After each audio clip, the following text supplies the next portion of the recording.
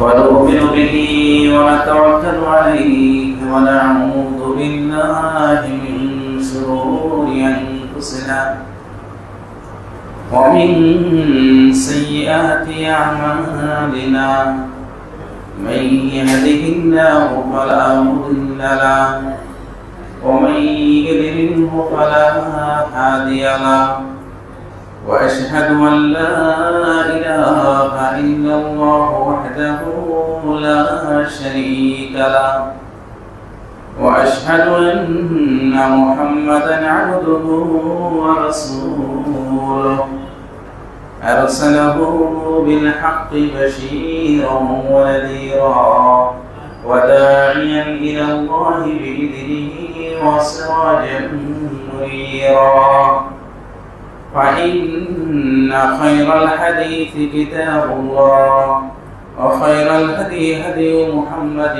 صلى الله عليه وسلم وشر الأمور محدثاتها وكل محدثة بدعة وكل بدعة ضلالة وكل ضلالة في النار أما بعد فأعوذ بالله من الشيطان الرجيم بسم الله الرحمن الرحيم قاف والقرآن المجيد بل عجبوا أن جاءهم منذر منهم فقال الكافرون هذا شيء عجيب أإذا متنا وكنا ترابا ذلك رجع بعيد قد علمنا ما تنقص الأرض منهم وعندنا كتاب حفيظ بل كذبوا بالحق لما جاءهم فهم في أمر مريج أفلم ينظروا إلى السماء فوقهم كيف بنيناها وزيناها وما لها من فروج والأرض مددناها وألقينا فيها رواسي وأنبتنا فيها من كل زوج بهيج تبصرة وذكرى لكل عبد منيب ونزلنا من السماء ماء مباركا فأنبتنا به جنات وحب الحصيد والنخل باسقات لها طلع نضيد رزقا للعباد وحيينا به بلدة ميتا كذلك الخروج كذبت قبلهم قوم نوح وأصحاب الرس وثمود وعاد وفرعون وإخوان لوط وأصحاب الأيكة وقوم تبع كل كذب الرسل فحق وعيد أفعينا بالخلق الأول بل هم في لبس من خلق جديد بارك الله لنا في كلامه المجيد وفرقانه الحميد أعوذ بالله من الشيطان الرجيم يا أيها الذين آمنوا اتقوا الله حق تقاته ولا تموتن إلا وأنتم مسلمون يا أيها الناس اتقوا ربكم الذي خلقكم من نفس واحدة وخلق منها زوجها وبث منهما رجالا كثيرا ونساء واتقوا الله الذي تساءلون به والأرحام إن الله كان عليكم رقيبا يا أيها الذين آمنوا اتقوا الله وقولوا قولا سديدا يصلح لكم أعمالكم ويغفر لكم ذنوبكم ومن يطع الله ورسوله فقد فاز فوزا عظيما بعد الحمد والصلاة প্রথমে আমরা রব্বুল ইজ্জত আলামিনের শানে আন্তরিকভাবে প্রশংসা এবং কৃতজ্ঞতা জ্ঞাপন করি যে মহান স্রষ্টা সত্যিকারের সুন্দরভাবে সুশৃঙ্খলভাবে তার এই অবধানে যে সালাত এবং শ্রবণের যে বিশেষ তৌফিক এবং সুযোগ পেয়েছি এই জন্য রব্বুল আলামিনের শানে ছোট্ট একটি বাক্যের মাধ্যমে আমরা প্রশংসা এবং কৃতজ্ঞতা জানাই বলি আলহামদুলিল্লাহ। দরুদ এবং শান্তি বর্ষিত হোক মুসলধারে সে বিশ্বনন্দিত মহামানব যার অত্যন্ত পরিশ্রমের বিনিময়ে আজকে বিশ্বের মাঝে অনেকগুলো ধর্ম আছে, তো আল্লাহর কাছে একটি মাত্র ধর্ম, এই ইসলাম ধর্মের ছায়াতলে আশ্রয় নেওয়ার, এই শিক্ষায় শিক্ষিত হওয়ার, এই আলোকিত হওয়ার যে আমরা সুযোগ পেয়েছি, তৌফিক পেয়েছি, সে মহামানব উপর অত্যন্ত বিনয় শ্রদ্ধার সাথে আমরা শ্রদ্ধা জ্ঞাপন করি। ছোট্ট গুরুত্ব পাঠের মাধ্যমে বলি সাল্লাল্লাহু আলাইহি ওয়াসাল্লাম। আল্লাহর শানে প্রশংসা এবং প্রিয় নবীর শানে দুরূদ পাঠের পরে আন্তরিকভাবে আমি আপনাদের সকলকে মোবারকবাদ জানাচ্ছি দোয়ার মাধ্যমে। রব্বুল ইজ্জত আলামিন সত্যি যেন আজকে আপনাদের আশা এবং বসা এবং যাওয়ার মাঝের এই সময়টুকু শ্রমটুকু যেন কিয়ামতের সেই কঠিন মুহূর্তে, সেই বিভীষিকাময় মুহূর্তে নাজাতের ওসিলা হিসেবে যেন আল্লাহ কবুল মঞ্জুর করে নেয়, আমিন। সম্মানিত মুসলিয়ানে কেরাম, প্রাণপ্রিয় মুসলিয়ানে কেরাম, আমরা মানব জাতি, মানুষ, আল্লাহ রাব্বুল আলামিনের যতগুলো সৃষ্টি আছে এর মাঝে সবচেয়ে সম্মান এবং মূল্য, ইজ্জত, মর্যাদা দিয়ে আল্লাহ রাব্বুল আলামিন আমাদেরকে সৃষ্টি করেছেন এবং আল্লাহ রাব্বুল আলামিন এই সম্মান যে ইজ্জতটা দিয়েছেন তার কিছু বাস্তব দৃষ্টান্ত উপমা সেটাও তিনি তুলে ধরেছেন। কোরআন মাজিদে স্পষ্ট করে ধরিয়েও দিয়েছেন যে দেখো আমি তোমাদেরকে এইভাবে সম্মান দিয়েছি, এইভাবে তোমাদেরকে মর্যাদা দিয়েছি, ইজ্জত দিয়েছি। আসলে মর্যাদা যখন দেওয়া হয়, সম্মান যখন আল্লাহ দেয়, তখন আল্লাহ রাব্বুল আলামিন তাদের কাছ থেকে আল্লাহর চাওয়াটা ওরকম হয়, যেভাবে তাদের মান দেওয়া হয়, মূল্যায়ন করা হয়, মূল্যায়ন অনুপাতে তার কাছে আল্লাহ রাব্বুল আলামিনের দাবিটা ওরকমই থাকে। কোম্পানি হোক, সরকারি অফিস আদালত হোক, সেখানে চাকরির বেতন যে আছে, বেতন ভাতা যে আছে, ভাতাটা নির্ধারণ করা হয়, নির্দিষ্ট করা হয় তার কাজের মান অনুপাতে, তার যোগ্যতা সার্টিফিকেটের অনুপাতে তার বেতন ভাতা নির্ধারণ করা হয়। তার মানে যে পরিমাণে আপনি বেতন দেন সেই পরিমাণ তার কাছে কাজের আপনি আশা করেন, সেটা আপনি চান, এটাই স্বাভাবিক, এটাই বাস্তবতা। এটা আমি বলা ছাড়াই আমরা স্বাভাবিকভাবে এটা বুঝতে পারি। দেখেন, অনুরূপে আল্লাহ রাব্বুল আলামিন নিজেই বলছেন, আউযু বিল্লাহি মিনাশ শাইতানির রাজিম, সূরা বনী ইসরাঈল আয়াত, ওয়ালাকাদ কাররামনা বনী আদম ওয়া হামালনাহুম ফিল বাররি ওয়াল বাহরি ওয়া রাযাকনাহুম মিনাত তাইয়্যিবাত ইলা আখিরিল আয়াত। আল্লাহ বলছেন, অবশ্যই আমি আদম সন্তানকে অনেক সম্মানিত করেছি। ওয়া হামালনাহুম ফিল বাররি ওয়াল বাহরি, সমুদ্র পানি পথেও তাদেরকে অন্যের উপর আরোহণ করায় এবং শুষ্ক জমিন যে আছে এই জমিনও আমি তাদেরকে অন্যের উপর আরোহণ করাই। অর্থাৎ যে ঘোড়া, এটাও সৃষ্টি আল্লাহ, কিন্তু ঘোড়ার উপরে আপনি ওঠেন, ঘোড়া আপনার উপরে ওঠেন। আবার পানিতে যা আছে, জাহাজ, নৌকা, স্পিড বোট যেগুলো আছে, এগুলো সব কিছু আপনি ওর উপরে আরোহণ করেন, ওরা আপনার উপরে আরোহণ করে না। আল্লাহ বলছে, ওয়ালাকাদ কাররামনা বনী আদম ওয়া হামালনাহুম ফিল বাররি ওয়াল বাহরি, আমি এভাবে তাদেরকে সম্মান দিয়েছি, আমি তাদেরকে এভাবে ইজ্জত দিয়েছি, তাদেরকে মান দিয়েছি। এরপরে বলছেন আল্লাহ, শুধু এতটুকুর মাঝে সীমাবদ্ধ নয়, ওয়া রাযাকনাহুম মিনাত তাইয়্যিবাত, তাদেরকে যে রিজিকটা আমি দিয়েছি, যে খাবার যে তারা গ্রহণ করবে, এই খাবারটা যে তারা নিবে, এটাও একবার পবিত্র, সুন্দর, পরিষ্কার, এই খাবারগুলো তাদের জন্য দিয়েছি। আপনি ইবনে আব্বাস রাদিয়াল্লাহু আনহু এর ব্যাখ্যায় বলছেন যে তারা সরাসরি মুখ দিয়ে খায় না, হাত দিয়ে খায়। তার মানে হাত দিয়ে যখন খাবারটা নেয় তখন খাবারের ভিতরে ময়লা আছে না আবর্জনা আছে, তখন ওটা নির্ণয় করতে পারে, ওটা পরিষ্কার পরিচ্ছন্ন করতে পারে, দিয়ে গ্রহণ করে। এটা একটা।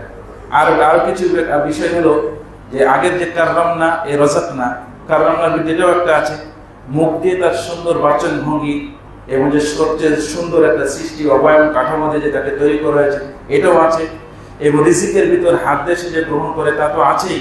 তারপর বিশেষভাবে দেখবেন কলা, এটাকে আবৃতে ছিলকা আছে, ওই ছিলকা দিয়ে এটার ভিতর অংশটা খান, আর ছিলকাটা গরু ছাগল খায়। ধানের ভিতরে যে আমরা চাউলটা আছে এর উপরে কি আছে, এরও উপরে একটা ছাল আছে যেটা তুষ বা গোড়া এটা আমরা বলে থাকি। ওর মাঝের সংগ্রহিত ওই জিনিসটা আমরা খাই, বাকিটা গরু ছাগল খায়, অন্যরা খায়। আমি এদেরকে উত্তম রিজিক দিয়েছি এবং অনেক সৃষ্টির উপরে এদেরকে ফজিলত দিয়েছি, মান দিয়েছি। এই কথাটা যখন আল্লাহ কোরআন মাজিদে সূরা বনী ইসরাঈলে ঘোষণা বললেন, তার মানে কি অন্যান্য সৃষ্টির তুলনায় আমাদেরকে এইভাবে সম্মান দিয়েছে, ইজ্জত দিয়েছে। অন্য সৃষ্টির কোনো গুণ, কোনো বৈশিষ্ট্য আমার আপনার ভিতরে যেন না থাকে। এই পজিশনটা দেওয়ার কারণ হলো আমাদের কাছে আল্লাহ রাব্বুল আলামিন চাওয়াটা অন্যরকম, ব্যতিক্রমে আমাদের চাওয়া। আমাদের মাঝে গরু ছাগলের কোনো আচার আচরণ, এরকম কোনো কাজ, এই বিষয়গুলো আমাদের যেন প্রকাশ না পায়, এটা যেন না হয়। এই আয়াতের বিশেষ দাবি হলো এটা যে আমাদের কিভাবে সম্মান দেওয়া হয়েছে, এই সম্মানটা যেন ধরে রাখা হয়। এই সম্মান হানি এটা যেন সামাজিকভাবে একেবারে যেন শেষ না হয় যায়, ধ্বংস যেন না হয়ে যায়। আল্লাহ রাব্বুল আলামিন স্মরণ করে দিয়েছে, এটা দেখিয়ে দিয়েছে, এটা বুঝিয়ে দিয়েছে, এবং এই বিষয়টা যেন সামাজিকভাবে প্রতিষ্ঠিত হয় এর জন্য যাবতীয় যে উপকরণ মাধ্যমগুলো দরকার সেটাও আল্লাহ রাব্বুল আলামিন একের পর এক তার রাসূল এবং তার যে বাণী কোরআন মাজিদ এবং প্রিয় নবীর হাদিসের মাধ্যমে এটাও তিনি স্পষ্ট করেছেন, পরিষ্কার করে দিয়েছেন। সামাজিকভাবে পরস্পরের মাঝে যে এই জ্ঞানটা তারা ধারণ করে গ্রহণ করবে এবং জ্ঞানের এই ধারাগুলো সমাজের সুন্দরভাবে যেন প্রয়োগ করে, দিয়ে তার সম্মানটা যেন ধরে রাখে। সামাজিকতার যে মূল্যবোধ যেটা আছে সেটা যেন স্থায়ী হয়, সুদৃঢ় হয়, এটা যেন তাদের প্রচেষ্টা এইভাবে যেন তারা অব্যাহত রাখে। এই জন্য আল্লাহ রাব্বুল আলামিন মানুষকে যে অপমান করবে, মানুষকে যে অপদস্থ করবে, মানুষকে যে হত্যা করবে, এটা কল্পনাই করা যায় না। একটা মানুষ যারা কিন্তু হত্যা করবে এটা চিন্তাই করা যায় না, এটা ভাবাই যায় না। জানেন রাসূল সাল্লাল্লাহু আলাইহি ওয়াসাল্লাম বলছেন, মিনাশ শাররি আইয়াহকিরা আখাহুল মুসলিমা, যে তুমি যে খারাপ, তুমি যে নিকৃষ্ট, এটার জন্য বেশি কোনো নিদর্শন দরকার নেই, বেশি আলামতের দরকার নেই, প্রয়োজন নেই। তুমি যে খারাপ এই তালিকায় তোমার নাম রয়েছে, যে তুমি যে নিকৃষ্ট, এর একটা প্রমাণ হলো কি যে অন্য কোনো একজন ভাইকে তুমি তুচ্ছ-তাচ্ছিল্য করো, অন্য একজন ভাইকে তুমি ঠাট্টা করো, তুচ্ছ-তাচ্ছিল্য করো, এটাই চিহ্ন হলো তুমি একজন নিকৃষ্ট ব্যক্তি, তুমি একটা জঘন্য ব্যক্তি। আমাদের মাঝে এই জঘন্য এই কথাটা রাসূল সাল্লাল্লাহু আলাইহি ওয়াসাল্লাম বলেছেন যে একটা জঘন্য ব্যক্তি, এইটা যে জঘন্য বললো, খারাপ যে বললো, এই খারাপ বলাটাই অনুভূতিটা আমাদের মরে গেছে। এই অনুভূতিটা মরে যাওয়ার কারণে ইমানের যে লজ্জত, যে একটা স্বাদ তৃপ্তি যে প্রাপ্তি আছে সেটা আমরা পাই না, সেটা অনুধাবন করতে পারি না। এই অনুধাবন শক্তিটা আমাদের মাঝ থেকে হারিয়ে গেছে। এটাই বিশেষভাবে বলা হয়েছে ভাবে দেখবেন স্বাভাবিকভাবে এখানে এই কথাটা যে বলা হলো মিনাশ শাররি আন ইয়াহকিরা আখাহুল মুসলিমা, যে তোমার খারাপ হওয়ার জন্য এতটুকু যথেষ্ট যে অন্য ব্যক্তিকে তুমি কি করবা, একটু তুচ্ছ-তাচ্ছিল্য করবা বা একটু ঠাট্টা করবা, এটাই তোমার জন্য যথেষ্ট। তাহলে এই স্বাভাবিক একটা বিষয়।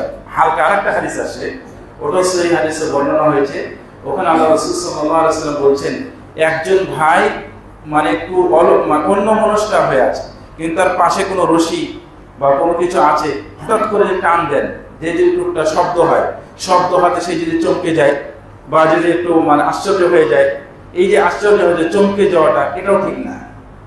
এই জিনিসটা করো কি না, ঠিক না।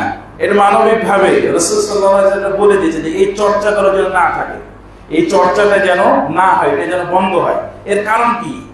এই জিনিসটা এটা কারণ কি? যারা একটা মানুষ আর একটা মানুষের সম্মান করা শিখে, একটা মানুষ আর একটা মানুষের যেন মূল্যায়ন করা শিখে। এই জন্য তো নিচের এই দরজাগুলো বন্ধ করা হয়েছে, যে একটা পাঞ্জাবি সামান্য একটা জিনিস আছে, টান দিবেন, অন্যদিকে মনোযোগী হয়ে আছে, এই শব্দতে তার কি হবে, ব্যাঘাত ঘটবে বা চমকে যাবে বা আতঙ্ক হবে, এইটা যেন না হয়। এবং যে আমি একটু খারাপ করবো, অপমান করবো, এটাও যেন না হয়। এগুলো বন্ধ করার উদ্দেশ্য কি? উদ্দেশ্য হলো যেন সামাজিকভাবে একটা মানুষ আর একটা মানুষকে যেন হেয় প্রতিপন্ন না করতে পারে, তুচ্ছ তাচ্ছিল্য যেন করতে না পারে, রক্তক্ষরণ যেন না হয়, মানহানি যেন না হয়, সম্মানটা যেন তার লুণ্ঠন করতে না পারে। এটাই হলো উদ্দেশ্য, এটাই বন্ধ করা হয়েছে। তো এই জিনিসটা অনুভূতিতে যদি না আসে, তা এই অনুভূতিগুলো মনের ভিতর পুনরাবৃত্তি করা, পুনর্জাগরণ করা, এটা নিয়ে আসতে বলা আছে। দেখেন, এটা যদি না হয়, এই জিনিসটা যদি না হয়, এই চর্চাটা যদি না থাকে, তাহলে আমাদের সমাজের ভিতরে জাহেরি, অজ্ঞতা, পরস্পরকে মারা, হত্যা করা এবং একজন আরেকজন পরস্পরে লেগে থাকা, একদল মারবে আরেক দলকে মারবে, এই মারবে যে রক্তক্ষরণ হবে, দুনিয়াকে বিদায় নেবে, এটা একেবারে কি হালকা হয়ে আসবে, এটা একেবারে কি হালকা হয়ে আসবে, মানে এটা কোনো বিষয় মনে হবে না। অথচ নিচে আল্লাহ রাসূল আপনাকে বললো কি যে এতক্ষণ তোমার জন্য খারাপের জন্য যথেষ্ট। আর এখন কি মানে এই জিনিসগুলো যদি না জানে, তাহলে যে হত্যা করবে, হত্যা করাটা তার কাছে কিছুই মনে হবে না। আপনাকে আন্দাজি মেরে দেবে, এটাও কিছু মনে হবে না, স্বাভাবিক মনে হবে, হালকা মনে হবে। কেন? এই সঠিক চর্চাটা না থাকার কারণে, এই সত্য চর্চাটা না থাকার কারণে। আল্লাহ রাব্বুল আলামিন কোরআন মাজিদের সূরা মাইদায় বলছেন যে আন্নাহু মান কাতালা নাসা, যে আন্নাহু, এখানে যে 32 নং আয়াত, যেখানে আল্লাহ রাব্বুল বলছেন যদি মানে কোন ব্যক্তি একটা আত্মাকে হত্যা করে, বেগাইরে নাফস, এমনি কোনো মানে অপরাধ না বা কোনো কিছু না, এই কারণে যে হত্যা করে, আও ফাসাদিন ফিল আরদ, বা জমিনে কোনো বিশৃঙ্খলা ঘটানোর জন্য যে কাজটা করে, ফাকা আন্নামা কাতালান নাসা জামিআ, তাহলে সে যেন পৃথিবীর সমস্ত মানুষকে হত্যা করলো। বুঝার বিষয় আছে এখানে। আল্লাহ রাব্বুল আলামিন বলছে আন্নাহু মান কাতালা নাফসান বিগাইরি নাফসিন আও ফাসাদিন ফিল আরদি ফাকা আন্নামা কাতালান নাসা জামিআ, সূরা মাইদার 32 নং আয়াত। এখানে বলছে আল্লাহ যে একজন ব্যক্তি যদি কোনো আরেকজন ব্যক্তিকে হত্যা করে বা এভাবে যদি মারে, কোনো প্রকার কারণ ছাড়া এমনি এভাবে যদি হত্যা করে, তাহলে হত্যা করা বা ফাসাদিন ফিল আরদি, জমিনে বিশৃঙ্খলা ঘটানোর জন্য, কোনো অন্যায় অবিচার ঘটানোর জন্য, তাহলে ফাকা আন্নামা কাতালান নাসা জামিআ, পৃথিবীতে সমস্ত মানুষকে যেন সে হত্যা করে। একটা মানুষকে হত্যা করা যেন পৃথিবীর সমস্ত মানুষকে হত্যা করার সাথে আল্লাহ রাব্বুল তুলনা করেছে। এইভাবে আল্লাহ রাব্বুল এটা বলেছে। এবং বলছেন যদি কেউ জীবিত করে, একটা মানুষের জীবনকে কেউ যদি বাঁচায়, ওই আয়াতের পরের অংশে আল্লাহ বলছেন ফাকা আন্নামা আহইয়ান নাসা জামিআ, তাহলে সে যেন পৃথিবীর সমস্ত মানুষকে জীবন দিল, এটা বাঁচালো। তাহলে মানুষের মেজাজে, মানুষের দিমাগে, মেজাজে কতখানি গুরুত্ব আরোপ করেছে একটা মানুষের জীবনকে, একটা মানুষের নফসকে আপনি কিভাবে হত্যা করবেন, কিভাবে আপনি এটা মারবেন, কিভাবে এই পর্যায়ে এই স্তরের মানুষ একটা আসতে পারে, কিভাবে এই পর্যায়ে আসতে পারে যে একজন মানুষের সে হত্যা করবে এমনি কোনো কারণ ছাড়া এই পর্যায়ে আসা। এটা হলো মানুষের অনুভূতি শক্তি। ইমানের যে ধারাগুলো বলা হয়, মুসলমান যে পরিচয় দেওয়া হয়, যে দাবিগুলো বলা হয়, যে সুশিক্ষা আছে, এই জিনিসগুলো যখন নিচে নেমে যায়, এইগুলো যখন তাদের কাছ থেকে হারিয়ে যায়, তখন তাদের মাঝে এই জিনিসগুলো সহজ হয়। দেখেন আল্লাহ রাব্বুল আলামিন কোরআন মাজিদে এই কথা বলেছেন। এখানে একটা কথা বলা হলো, আরেকটা বলেছে আমি যে আপনার সাথে ইয়ারকি করব, আমি যে আপনার সাথে ঠাট্টা করব, ইস্তিহজা, আমি যে ঠাট্টা করব, এমনি সুখরিয়া, এমনি যে কথা বলবো। তো মুসা নবী আলাইহিস সালাতু ওয়াস সালাম ওখানে বলছে যে আমি আল্লাহর কাছে আশ্রয় চাই জাহেলি কর্ম থেকে। মানে মুসা নবী আলাইহিস সালাতু ওয়াস সালাম তার সমাজের লোককে বলেছে না, তোমরা গরু জবাই করো, তো তখন তারা উত্তরে বলেছিল, তুমি মুসা, তুমি কি আমার সাথে ঠাট্টা করছো নাকি, আমাদের সাথে ইয়ারকি করছো নাকি, ঠাট্টা করছো? তখন মুসা নবী উত্তরে বলেছিলেন আউযু বিল্লাহি নাকুনা মিনাল জাহিলিন, আমি আল্লাহর কাছে আশ্রয় চাচ্ছি জাহেলি কর্মকাণ্ড থেকে। মানে এই ইয়ারকি করা, ঠাট্টা করা, এটাও জাহেলি কর্মকাণ্ড। কারণ মানুষের অনুভূতিতে সামান্য আঘাত হানা, এটা জাহেলি কর্মকাণ্ড বলছে। তারপরে এগুলোকে খারাপ হওয়ার কথা বলছে, তারপরে এই রাস্তাগুলো বন্ধ করার কথা বলছে। এগুলো তো দূরের কথা, মানে বর্তমানে মানুষকে হত্যা করার পর্যায়ে গেছে। এটা কত সহজে আসে, তাহলে মানুষের অবস্থাটা কোন জায়গায় আছে? তাহলে আমরা যে মুসলমান পরিচয় দিচ্ছি, মুমিনের পরিচয় দিচ্ছি, এই পরিচয়ের ধারাটা কোন পর্যায়ে আছে, কোন স্তর আছে, এটা চিন্তা করার বিষয়, এটা ভাবার বিষয়। নতুন করে যদি সমাজে এই সুন্দর দীক্ষার কথাটা যদি না আসে, তাহলে এটা সামনে আরো কঠিন তরে পড়ে যাবে, হালকা মনে করা হবে। দেখেন এভাবে আয়াতটা বলা হলো, এইভাবে এটা নিয়ে আসা হয়েছে। আল্লাহ এরা জানে না, যে কোরআন মাজিদের শিক্ষা এটা জানে না যে আজকে আপনি যদি হত্যা করেন, একটা মানুষকে অন্যায় করে আজকে যদি আপনি হত্যা করেন, মারেন যদি, তাহলে এটা নিশ্চিত থাকেন যে 1 সপ্তাহ আগে আর 1 সপ্তাহ পরে আল্লাহ রাব্বুল সূরা বনী ইসরাঈল আরেক জায়গায় বলছেন যে তোমরা অন্যায়ভাবে হত্যা করিও না, যদি ন্যায়সঙ্গত হয় তাহলে সেটা আলাদা কথা। আর মনে রাখবা ওমান কুতিলা মাজলুমান ফাকাদ জাআলনা লিওয়ালিহি সুলতানা ফালা ইসরিফ ফিল কতল ইলা আখির আয়াত। এর অর্থ হলো যে ওমান কুতিলা মাজলুমান, যাকে অন্যায় করে অবিচার করে হত্যা করা হয়েছে, যাকে অন্যায় করে অবিচার করে হত্যা করা হয়েছে, ওই নিহিত ওই ব্যক্তির অভিভাবকে এমন একজন ব্যক্তিকে আমি দাঁড় করাবো, সুলতানা পাওয়ারফুল ক্ষমতাধর হবে সে, দিয়ে এই পাওয়ারফুল ক্ষমতাধর ব্যক্তিটা যে অন্যায় করে হত্যা করেছে তার কাছে প্রতিশোধ নেবে। এই দুনিয়াতে এটা নিবে, যেভাবে হোক এটা নিবে, যেভাবে হোক এটা আসবে।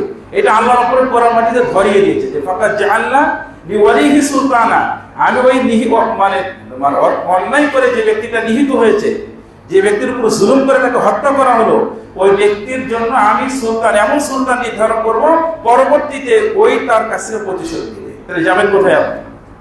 তাহলে আপনি হত্যা করবেন কিভাবে? এটা তো কোনো সুযোগই নাই, কোনো রাস্তাই নাই।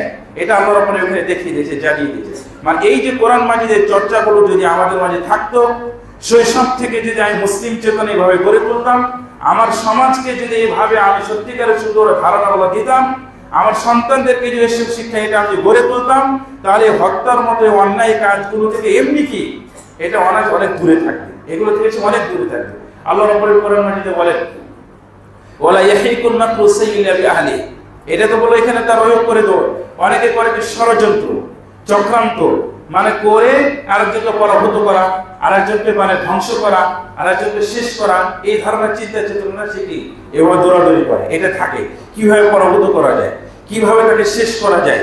এটা আল্লাহ রাব্বুল আলামিন কোরআন মাজিদে বলছেন ওয়ালা ইয়াহিকুল মাকরু সাইয়্যি বিআহলি, ওয়ালা ইয়াহিকুল মাকরু সাইয়্যি বিআহলি, যে আজকে যদি আমি একজনের উপরে যখন ষড়যন্ত্র করছি, আমি যখন একজনের ব্যাপারে চক্রান্ত করছি, তখন এই চক্রান্ত ষড়যন্ত্রের ফলাফল কিছুদিন পরে ইল্লা বিআহলি আমার ঘাড়ে এসে বর্তাবে, এটা আমার উপর বর্তাবে। মানে আমি যা করেছি করব, এটা এই আমার উপরে বর্তাবে। এই কোরআন এখানে বলে যায় তাহলে ষড়যন্ত্র চক্রান্ত আপনি প্রথমে আপনারই লস, যা আপনি করলেন এটা আপনারই লস। এটা আল্লাহ রাব্বুল, এই জন্য আল্লাহ আরেক জায়গায় বলছেন ইন্নাল্লাহা লা ইয়াগয়িরু মা বিকওমিন হাত্তা ইয়াগয়িরু মা বিআনফুসিহিম। মানে আয়াত একটা আয়াত আরেকটাকে এত সুন্দর করে কোরআন মাজিদে বলে দিয়েছেন। এই চর্চাটা সত্যিকারে যেই হোক না কেন, যে কোনো দলের লোক হোক না কেন, যদি এই চর্চাটা সুন্দরভাবে করতে পারে, তাহলে ওর দ্বারা এই অন্যায় কোনোদিন হবে না, এটাও করতেই পারবে না। এই অন্যায় করতে গেলে ওর মানে শরীরে একটা প্রকম্প ঢুকবে। এটা আল্লাহ বলেই দিয়েছেন। এই জিনিসটা যে জানেন, জানা জিনিস হবেই যে এটা যে ঘটবে এটা। আর এটা হয় কি আসলে আমাদের মাঝে ওই ইমানি চেতনাটা নাই, তো ওই অনুভূতিটা তো লো হয়ে গেছে। এই কারণে এই আয়াত বা আল্লাহ রাসূল সাল্লাল্লাহু আলাইহি ওয়াসাল্লামের কথাগুলো এটা আমাদের মনে মেজাজে দাগ টানে না, দেখা পড়ে না। এই কারণে এই কাজগুলো যে একটা ফলাফল আছে, এর যে আলাদা একটা প্রাপ্তি অর্জন আছে, সেটা আমরা অর্জন করতে পারি, এটা আমরা বুঝতে পারি না, এটা আমরা নিতে পারি না। যেরকম একটা যুদ্ধের মাঝে আল্লাহ রাসূল সাল্লাল্লাহু আলাইহি ওয়াসাল্লাম একজন মানে কবিতা আবৃত্তি করছিলেন। তো কবিতা আবৃত্তি করার সাথে সাথে যুদ্ধের মাঝে তখন আল্লাহ রাসূল সাল্লাল্লাহু আলাইহি ওয়াসাল্লাম বলছেন রাহিমাহুল্লাহ, আল্লাহ তার প্রতি রহম করো। তো ওমর ইবনে খাত্তাব বলছে ইয়া রাসূলুল্লাহ, আপনি যদি কেন আপনি এই দোয়াটা করলেন, ওর দ্বারা আমাদের একটু উপকার নিতে দিতেন। ওর কবিতাটা খুব ভালো লাগছিল এবং আমাদের মাঝে একটা সাহস প্রেরণা জাগাচ্ছিল। তো আল্লাহ ওমর ইবনে খাত্তাব বুঝে নিয়েছে যে যখন এই যুদ্ধের মাঠে ময়দানে রাসূল সাল্লাল্লাহু আলাইহি ওয়াসাল্লাম মুখ দিয়ে কি বের হয়েছে রাহিমাহুল্লাহ, রহম তার মানে নির্ঘাত কি শহীদ, নির্ঘাত কি শহীদ। কেউ ওমর এটা বলে দিচ্ছে, তার মানে কি আল্লাহ রাসূল মুখ দিয়ে বের হবেন, এটা ঠিক। এটা এই জন্য বলছে যে কেন আপনি এটা বললেন। রাসূল সাল্লাল্লাহু আলাইহি ওয়াসাল্লাম এগুলো বলেছেন, এই বলাটা আমার মনে যে দাগটা না, আয়াতে যে কথাগুলো বলছে, এটা যে আমার উপরে যে এটা প্রভাব পড়া, এটা নাই, এই জিনিসটা নাই, এটা হারিয়ে গেছে। ন্যূনতম জিনিস থেকে কি আপনার মনের ভিতরে প্রভাব পড়তে হবে। আপনারা এই হাদিস শুনেছেন, সচরাচর মানুষের বলা হয় একজন সাহাবী এসে বলেন ইয়া রাসূলুল্লাহ, যে আমার মনের ভিতর মাঝেও যে এমন কিছু কথা জাগে, তো এই জায়গাটা এত আমার মনে হচ্ছে যে আসমান থেকে ছিটকে পড়ে যাচ্ছে, আমি ভালো, এটা আমি কারোর কাছে বলতে পারবো না, এটা বলার আমি সাহসে পাবো না। তো বলছে যালিকা সারিফুল ঈমান, এটাই হলো তোমার ঈমান, এটাই স্পষ্ট ঈমান। তো মনের ভিতরে কথাটা আসাটাই তাই আপনার ঘৃণা লাগছে, অস্থিরতা লাগছে, আপনার স্থির থাকতে পারেন না। কিন্তু এর বাইরে যে এত কঠিন কাজগুলো আপনাদের সহজ হয়ে গেছে, তাহলে ঈমানের মাত্রাটা কোথায় আছে? তাহলে আমার আপনার স্থানটা কোথায় আছে? অথচ আল্লাহ তাআলা আপনাকে বলে দিয়েছে, আমি শুরুর একটা পাঠ করে বলছিলাম, আমাকে আপনাকে আল্লাহ অনেক সম্মান দিয়েছে, অনেক ইজ্জত দিয়েছে। আর আমার আপনার কাছে আল্লাহর চাওয়া পাওয়াটা হলো এরকম বা এরকম সমাজকে বোঝা, অন্যকে বোঝা, লোককে বোঝা, মূল্যায়ন করা, ইজ্জত করা, এটাকে আল্লাহর উপরে মানে অনেক গুরুত্ব আরোপ করেছে, বিশেষ করে মানুষের জীবনকে নিয়ে, মানুষের নফসকে নিয়ে। দেখেন, এটা একভাবে আছে সূরা নিসার 36 নং আয়াতে বলছে, যে কোনো মানুষ হতে পারে। ইসলামের যে বিষয়টা যে কোনো মানুষ হতে পারে। আল্লাহ রাব্বুল আলামিন কোরআন মাজিদে বলেছেন, ওয়া'বুদুল্লাহ ওয়ালা তুশরিকু বিহি শাইয়্যা, তোমরা আল্লাহর ইবাদত করো, ঠিক আছে। ওয়ালা তুশরিকু বিহি শাইয়্যা, তোমরা কাউকে আল্লাহর সাথে কাউকে অংশীদার করো না, ঠিক আছে, ভালো কথা। আল্লাহ রাব্বুল এই কথা বলে দিলেন। এরপরে বলছে বাকি যে কাজগুলো আছে এটা তোমরা ঠিকমতো করিও। ওয়াবিল ওয়ালিদাইনি ইহসানা, আমার ইবাদত করার পরে বাপ মা যে আছে এদের সাথে সুন্দর আচরণ করো, এটা আমাদের জানা কথা। তারপর মিজিল কুরবা, যারা আত্মীয় স্বজন আছে এদের সাথে সুন্দর আচরণ করো। অমিজিল কুরবা ইয়াতামা, পিতৃহীন যারা আছে এতিম তাদের সাথে সুন্দর আচরণ করো। ওয়াল মাসাকিন, দরিদ্র অসহায় যারা আছে তাদের সাথে সুন্দর আচরণ করো। এরপরে আল্লাহ রাব্বুল আলামিন আরো স্পষ্ট করে বলেছে, ওয়াল জারি যিল কুরবা, প্রতিবেশী এক ধরনের লোক আছে। আপনার বাড়ির পাশে কিছু প্রতিবেশী আছে, এই প্রতিবেশীর সাথে আপনার রক্তের কোনো সম্পর্ক থাকতে পারে, আত্মীয়তার কোনো সম্পর্ক থাকতে পারে, এর সাথে তোমার সুন্দর আচরণ করতে হবে। ওয়াল জারিল জুনুবি, একটা হলো প্রতিবেশী আছে, আত্মীয়তার সম্পর্ক আছে, এর সাথে তো সুন্দর আচরণ করতে হবে। কিন্তু আরেকজন প্রতিবেশী আছে, আত্মীয়তার সম্পর্ক নাই, রক্তের সম্পর্ক নাই, তার সাথে তোমার সুন্দর আচরণ করতে হবে। সে যদি হিন্দু হয়, সে যদি খ্রিস্টান হয়, যদি ইহুদি হয়, বৌদ্ধ হয়, তাও তার সাথে সুন্দর আচরণ করতে হবে। দেখেছেন কোরআনের শিক্ষা, কোরআন মাজিদের এই দাবি বা কোরআন মাজিদ এই কথা বলছে, হোক হিন্দু, হোক খ্রিস্টান বা হোক বৌদ্ধ, তারপরে তার সাথে সুন্দর আচরণ করতে হবে। কেন জানেন? আপনার প্রতিবেশী, সে আপনার প্রতিবেশী, এটা আল্লাহর উপরে এখানে বলে দিয়েছেন। ওয়াসাহিবি বিল জামবি, এবং যদি আপনার সফর সঙ্গী যদি হয়, আপনার সফরের সঙ্গী বা সাথী বা ঘরের স্ত্রী, এটা আল্লাহ এখানে বলে দিয়েছেন, তার সাথে সুন্দর আচরণ করতে হবে। এরপরে আপনি সাবিল, রাস্তাঘাটের লোক, রাস্তাঘাটের লোকের ভিতর এই আয়াতের ব্যাখ্যায় এই কথাও আছে, ড্রাইভার আছে না, গাড়ির যে কন্ট্রাক্টর আছে, সুপারভাইজার আছে, এরা অনেক সময় 2 টাকা 3 টাকা 5 টাকা ভাড়া লেগে এলোমেলো করে, ওর সাথে আপনি খারাপ আচরণ করেন না। আপনার 5 টাকা 2 টাকা জায়গা, তা ওর সাথে আপনি তর্ক বিতর্ক করেন না, ওর সাথে আপনি খারাপ আচরণ করেন না, এটাও আল্লাহ ধরিয়ে দিয়েছে। আরে বর্তমানে যে গাড়ি, যে আমরা গাড়িতে যে যাতায়াত করি, এরা অনেক সময় ভাড়ার জন্য 5 টাকা 10 টাকার জন্য আমাদের সাথে অনেক সময় এটা বাকবিতণ্ডা ঝগড়া করে, বলে ওখানেও তুমি খারাপ আচরণ করো না, ওকে দিয়ে দাও, তুমি ওই যে উল্টা পাল্টা করো না। অফিস সাবিল, এই রাস্তাঘাটের যারা আছে এদের সাথে তুমি খারাপ আচরণ করো। ওমা মালাকাত আইমানুকুম, তোমার অধীনস্থ কর্মচারী যারা আছে তাদের সাথে তুমি সুন্দর সুন্দর আচরণ করো। ইন্নাল্লাহা লা ইউহিব্বু মান কানা মুখতালান ফাখুরা, নিশ্চয় আল্লাহ রাব্বুল আলামিন পছন্দ করে না যার ভিতরে দাম্ভিক বা অহংকার বা রূঢ় আচরণ আছে। এটা আল্লাহ স্পষ্ট করে দিয়েছে। তাহলে কোরআন মাজিদ এবং হাদিসের যে দৃষ্টিভঙ্গি, যে বাচনভঙ্গি, যে শিক্ষা থেকে আমাদেরকে দেয়, যে চর্চার ভিতরে আমাদের উদ্বুদ্ধ করেছে, কোরআন মাজিদ এবং হাদিস সদা সর্বদা মানুষকে সম্মান করা, মানুষকে মূল্যায়ন করা, মানুষকে ইজ্জত করা, মানুষের জীবনকে টিকিয়ে রাখা, এটা যেন সুন্দর হয়, আরো চমৎকার হয়, যেন আকর্ষণ হয়, এটা হলো মূল শিক্ষা।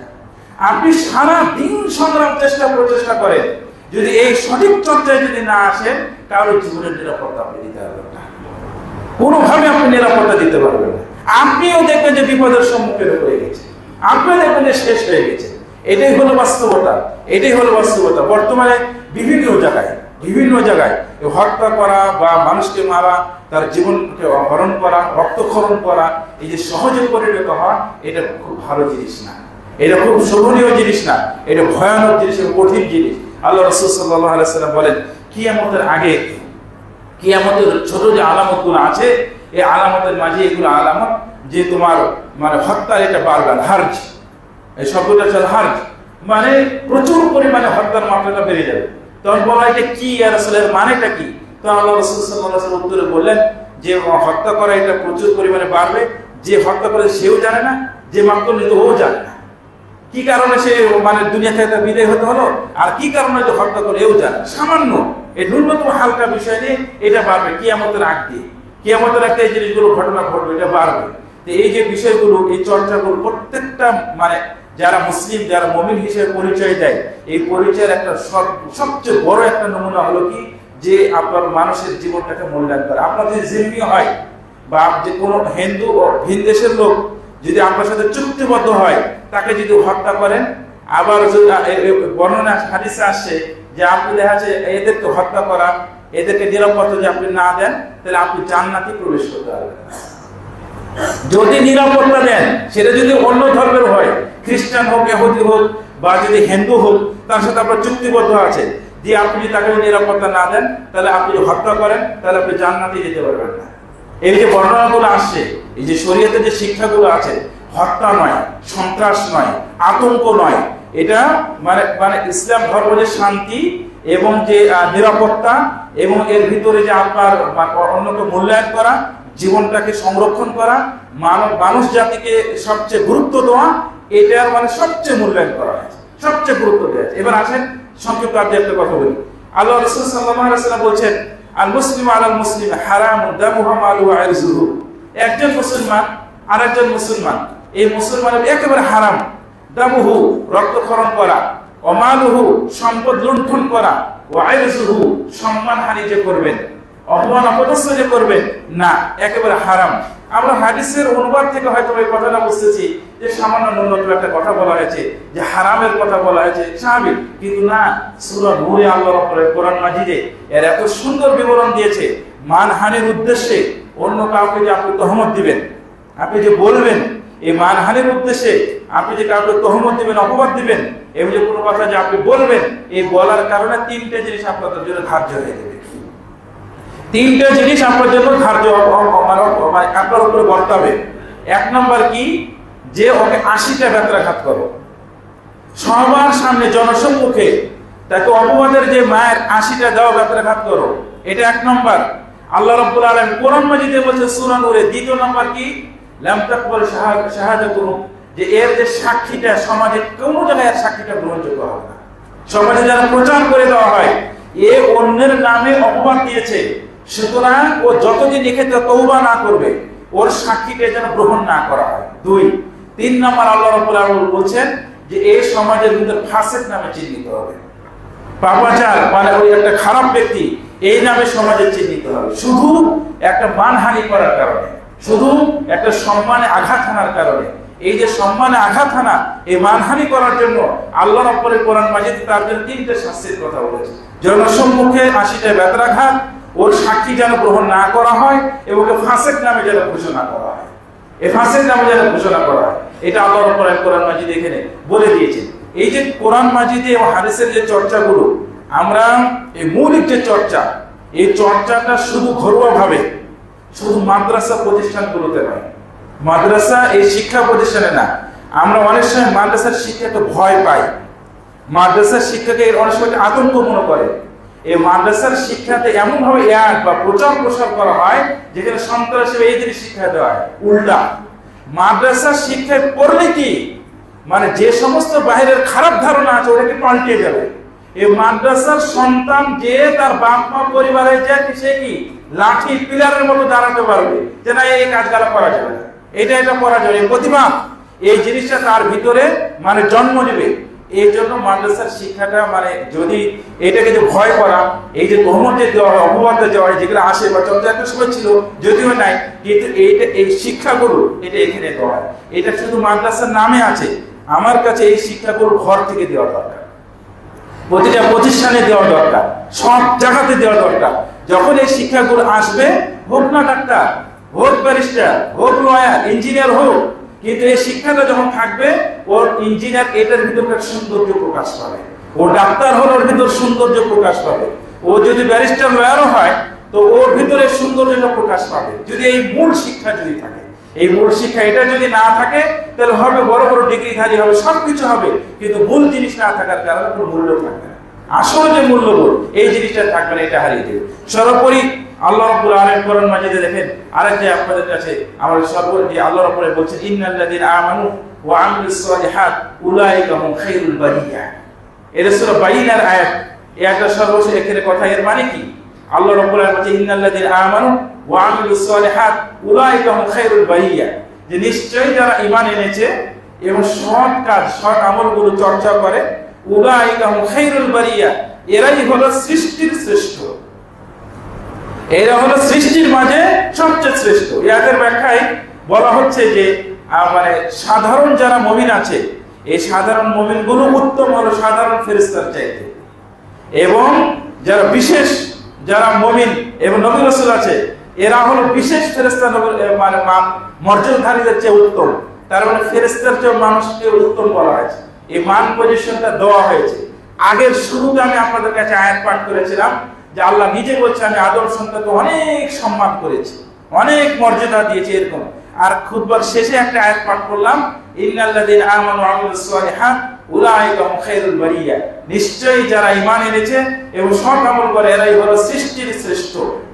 মানে যত সৃষ্টি আছে তাদের মাঝে হলো শ্রেষ্ঠ, কিন্তু বৈশিষ্ট্য হলো এরকম থাকতে হবে, এই জিনিসগুলো থাকতে হবে, তাহলে তাদের শ্রেষ্ঠত্বের মানটা এটা আসবে, এবং এরাই এই শ্রেষ্ঠ মানধারী ব্যক্তিরাই নেতৃত্ব দিতে পারবে, এরাই নেতৃত্ব দিতে পারবে। এই জন্য সম্মানিত মুসলিম কেরাম, সময়ের এতে আমাদের আসলে যে মৌলিক যে কিছু মানে অনুভূতি রয়েছে, মূল যে কিছু শিক্ষা দীক্ষা আছে, যে আহ্বান যে আছে, মেসেজ যে বার্তাগুলো আছে, কমপক্ষে মৌলিক এই চর্চাগুলো আমাদের ভিতরে আনতে হবে, এটা আমাদের মাঝে বাস্তবায়ন করতে হবে। এবং মানুষকে অন্য মানুষকে যে মূল্যায়ন করা, রক্তক্ষরণ করা যেটা কঠিন এবং যে ভয়ানক, আপনারা জানেন সূরা নিসাতে এই আয়াত আছে, আল্লাহ রাব্বুল আলামিন বলেন অন্যায়ভাবে যদি হত্যা করে ইচ্ছা করে, শিরকের কথা একটা আলাদা আছে, কিন্তু অন্যায়ভাবে ইচ্ছা করে যদি কাউকে হত্যা করে, তাহলে হত্যা করার কারণে তার জন্য কি জাহান্নামটা অবধারিত হয়ে যায়, জান্নাত হারাম হয়ে যায়। এটা নাই, এই মেজাজ আমাদের ভিতরে নাই, এই অনুভূতিটা আমাদের ভিতরে নাই। কেন নাই? ওই জ্ঞানই নাই, এই চর্চা নাই, এই কথাগুলো বলাই হয় না, বা এই অন্যায় কিভাবে করতে হয় এইটার উপর উদ্বুদ্ধ করা হয়। এই চর্চাটা আমাদের মাঝে তখন এটা মানে ব্যাপক আকারে এটা ধারণ করে, তখন এইগুলো সহজ হয়ে গেছে, এই জিনিসগুলো হালকা হয়ে গেছে। এই জন্য মানে যেটা মানে অনুচিত, যেটা ঠিক নয়, আর এটা একটা মানুষের জীবনে হাসি তামাশা নয়, এটা যে হালকা একটা বিষয় না, এটা যে গুরুতর একটা বিষয়, এটা কঠিন একটা বিষয়, এটাকে আমরা কঠিন আকারে তুলে ধরতে হবে, এবং এটা যে জটিল একটা বিষয়, এটাকে শক্ত করে এটা ধরতে হবে। মানুষের জীবন এই হরণ রক্তক্ষরণ করা এটা সহজ বিষয়, কঠিন গুরুতর বিষয়, এটাকে আপনার চিন্তা করতে হবে, বলতে হবে যে এই কাজ করা যাবে না, এটা করা যাবে না। আর আমরা এই কোরআন মাজিদের যে আয়াতগুলো, আমি কয়েকটা আয়াত আপনাদের কাছে বলেছি, যে প্রতিবেশী থেকে হালকা সহজ একটা বিষয় থেকে কিভাবে বলা হয়েছে যে অন্যটা মূল্যায়ন করা।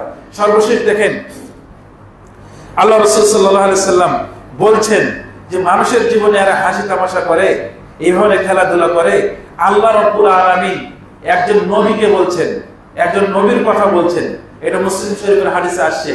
একজন নবীকে একটা পিঁপড়ে কামড় দিয়েছিল, হালকা করে একটু কামড় দিয়েছিল, তার সাথে এরকম শব্দ আসছে, তার মধ্যে ফাহাল্লা ওয়াহিদাতান আল্লাতি কারাসাতকা, এইভাবে সে মুসলিমের হাদিস। মানে একটা পিঁপড়া কামড় দেওয়ার কারণে আল্লাহ ওই নবীটা বাকিদেরকে বলে আমার এই গাছের তলা থেকে জিনিসগুলো সরাও, দিয়ে পিঁপড়ার খালে যতগুলো পিঁপড়া ছিল সবগুলোকে মেরে ফেলেছে। তখন আল্লাহর ওহী নাযিল করেছে ওই নবীর উপর, হাল্লা কারসাতান ওয়াহিদা নামলাতান ওয়াহিদা, ওই একটা পিঁপড়া যে তোমাকে দংশন করেছে, কামড় দিয়েছে, শুধু ওয়াকি মাত্রা, তুমি কেন সবগুলোকে মারলা, কেন তুমি এই কাজটা করলো একটা পিঁপড়ার ব্যাপারে?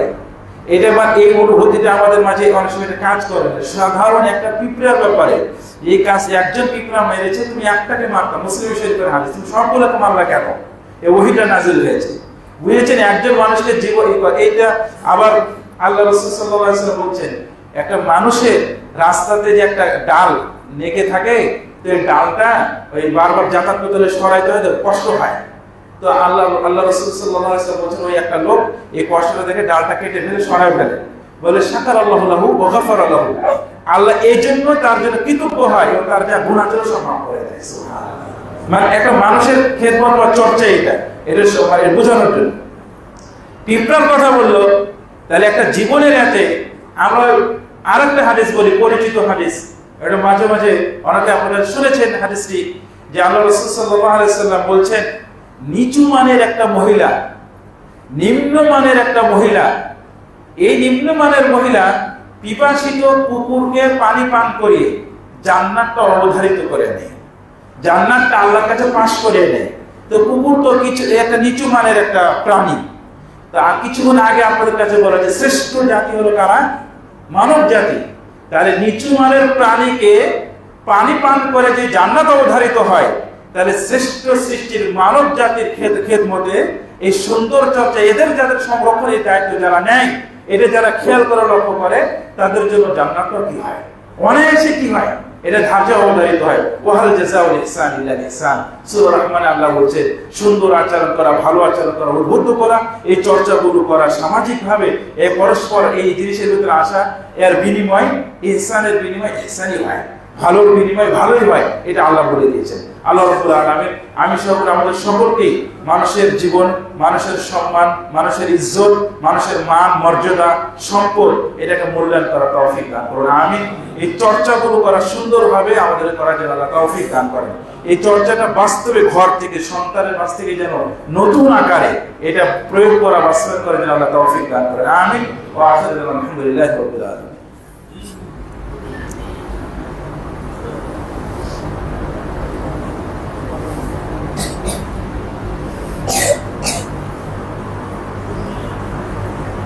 আমার কাছে একজন ভাই মুসল্লি, উনি মৃত্যুবরণ করেছেন আজকে, মৃত্যুবরণ করেছেন। আমরা দোয়া করি আল্লাহ রাব্বুল আলামিন তার গুনাহ খাতা যেন আল্লাহ ক্ষমা করে দেয়, আল্লাহুম্মা আমিন। তার কবর যেন আল্লাহ জান্নাতের টুকরায় পরিণত করেন, আমিন।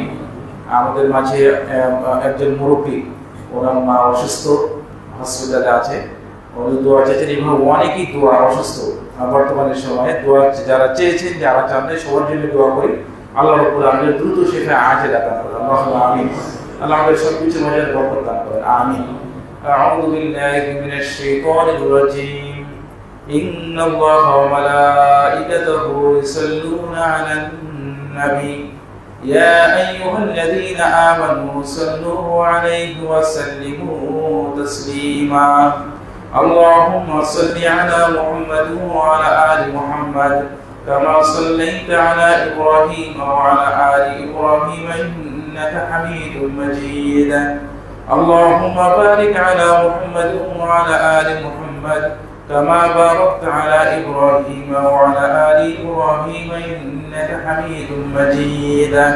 عباد الله رحمكم الله، إن الله يأمر بالعدل والإحسان وإيتاء ذي القربى وينهى عن الفحشاء والمنكر والبغي يعظكم لعلكم تذكرون. واذكروا الله يذكركم وادعوه يستجب لكم ولذكر الله تعالى وعز وجل وتم وهم أكبر. قوموا للصلاة.